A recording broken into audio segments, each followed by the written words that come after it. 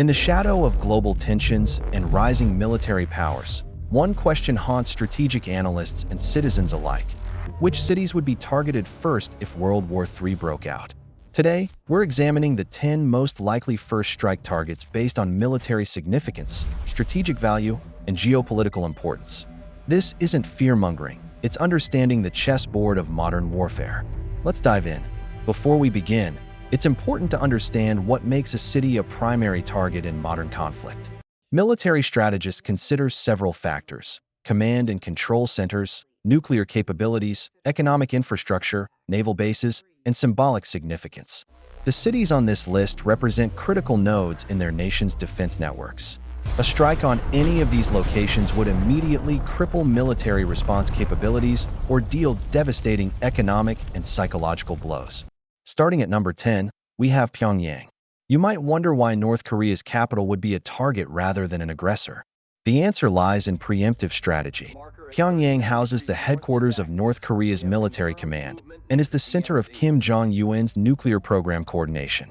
In any conflict involving the Korean Peninsula, Allied forces would need to neutralize North Korea's command structure immediately to prevent nuclear launches.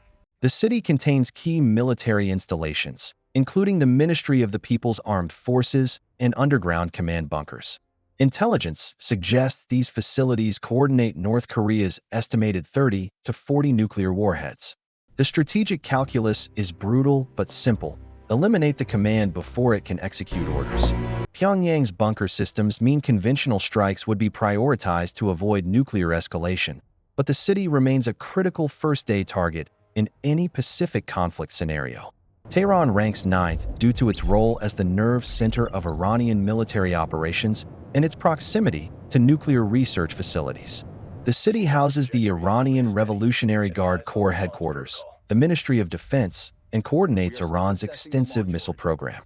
What makes Tehran particularly significant is Iran's position as a regional power with the capability to close the Strait of Hormuz, through which nearly 21% of global petroleum passes. In a broader Middle Eastern conflict, Tehran would be targeted to prevent coordination of proxy forces across Iraq, Syria, Lebanon, and Yemen. The city also represents a symbolic target. Striking Tehran would aim to decapitate leadership and disrupt the command chain connecting Iran's military to its allied militias throughout the region. Located in a valley surrounded by mountains, Tehran's geography makes it defensible, but also concentrates key facilities in a relatively small area, making coordinated strikes more effective. Israel's dual power centers occupy the 8th spot. While Jerusalem is the political capital, Tel Aviv hosts the Ministry of Defense and many military headquarters. Israel's concentrated geography, the entire country is smaller than New Jersey, means that its command centers are never far from potential threats. Israel possesses an estimated 90 to 400 nuclear warheads, maintained under a policy of nuclear ambiguity.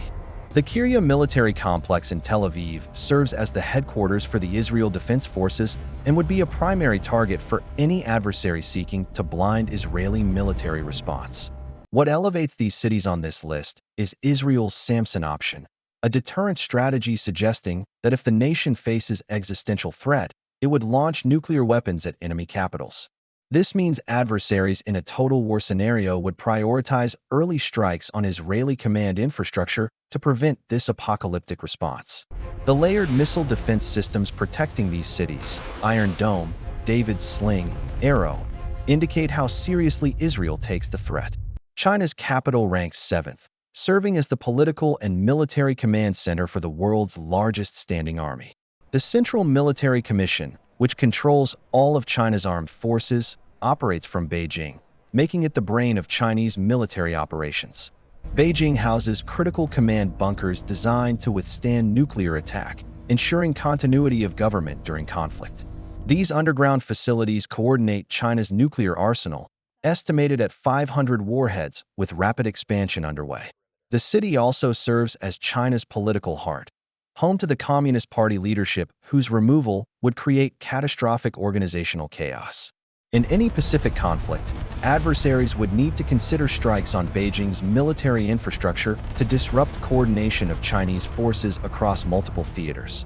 However, Beijing's symbolic importance means striking it represents an escalation to total war. The city's anti-missile defenses and hardened bunkers make it a difficult target, but its strategic value ensures it remains high on targeting lists. China's stated no-first-use nuclear policy provides some deterrence, but military planners cannot rely on policy during existential conflict. Beijing represents the ultimate high-value target in any Sino-American confrontation. France's capital may surprise some viewers at number 6, but Paris commands significance as the headquarters of a nuclear-armed NATO member. France maintains an independent nuclear deterrent with approximately 290 warheads, and the coordination of these forces runs through Paris. The Élysée Palace, Hôtel de Brienne, Ministry of Armed Forces, and various command bunkers make Paris central to European defense strategy. France's position as one of 5 permanent UN Security Council members and its leadership role in the European Union amplify its strategic importance.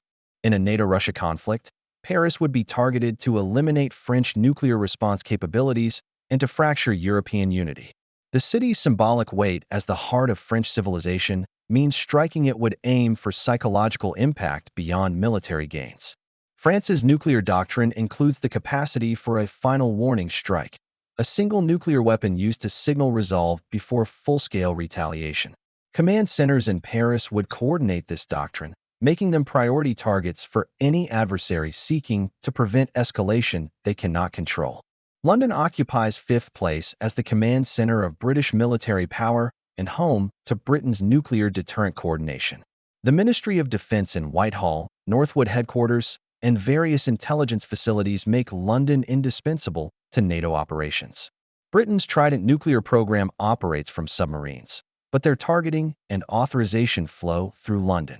The city serves as the nerve center for coordinating with American forces and represents the special relationship that underpins Atlantic defense strategy. Striking London aims to sever this coordination and eliminate Britain's contribution to NATO nuclear capabilities. The city also hosts significant financial infrastructure. The City of London is a global financial hub whose destruction would cause immediate economic chaos across Western markets. Underground bunkers and continuity of government facilities protect leadership, but London's density and importance mean adversaries would likely dedicate multiple strikes to ensure command disruption.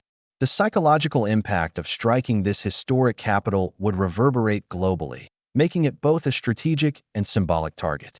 Moscow ranks 4th as the command center of the world's largest nuclear arsenal. The Kremlin, Ministry of Defense, and the General Staff building house the coordination of Russia's estimated 5,580 nuclear warheads, more than any other nation.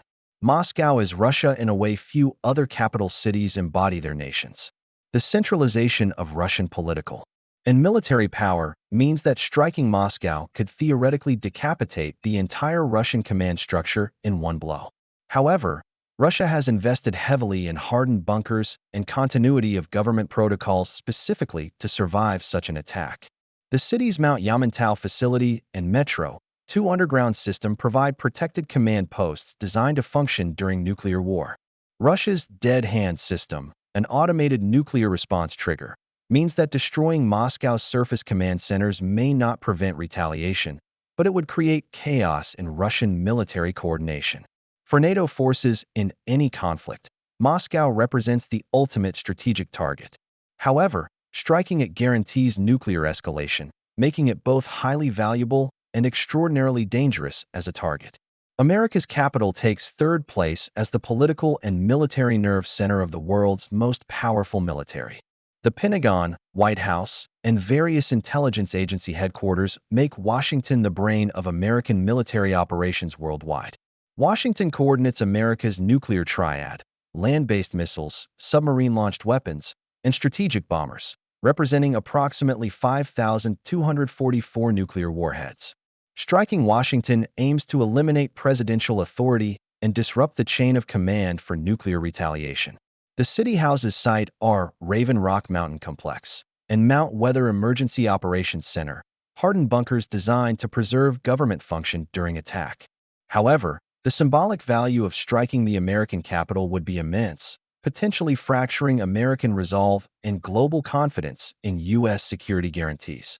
Washington's multiple layered defense systems and dispersed continuity of government protocols mean completely eliminating American command capabilities would require simultaneous strikes on multiple locations. Nevertheless, the capital remains the primary target for any adversary engaging in total war with the United States. Brussels surprises many at number 2, but this city serves as the headquarters of NATO, the military alliance that would coordinate Western response to global conflict. Striking Brussels aims not at destroying a national capital, but at decapitating the entire alliance structure.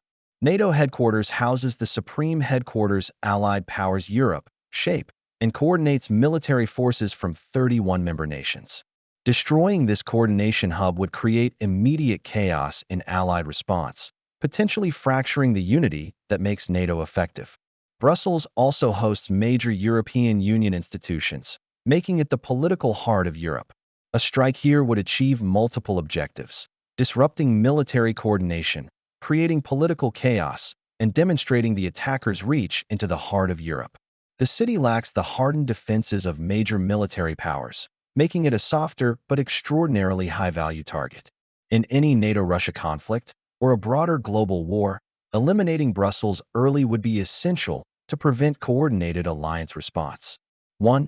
Ramstein Air Base and surrounding region, Germany. Our number 1 target isn't technically a city, but the Ramstein Air Base region represents the most critical NATO military installation in Europe. This base serves as the logistics and operational hub for U.S. forces across Europe, Africa, and the Middle East. Ramstein hosts the headquarters of U.S. Air Forces in Europe, U.S. Africa Command, and NATO Allied Air Command. It's the critical node through which American reinforcements would flow into Europe during conflict. The base also contains significant medical facilities that would treat casualties in any European conflict. Destroying Ramstein would immediately sever America's ability to project power into Europe and coordinate with NATO allies. The surrounding region includes Kaiserslautern military community, the largest concentration of Americans outside the United States, making it a massive target. In any Russia-NATO conflict, Ramstein would likely face strikes within the first hours to prevent American reinforcement and to blind NATO air operations. The base's strategic value exceeds that of many capital cities because it represents the operational capability to wage war, not just command it. These 10 locations represent the terrible calculus of modern warfare. Each city or facility combines military significance, symbolic value, and strategic importance in ways that make them inevitable targets in global conflict.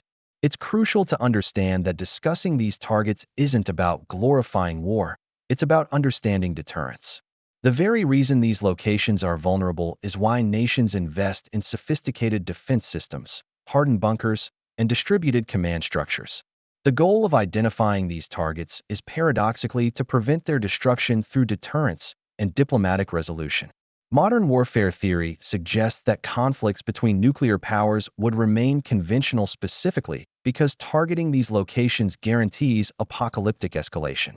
The mutual vulnerability of these cities and bases creates a form of stability through terror, what strategists call mutually assured destruction. The best defense of these cities isn't military hardware.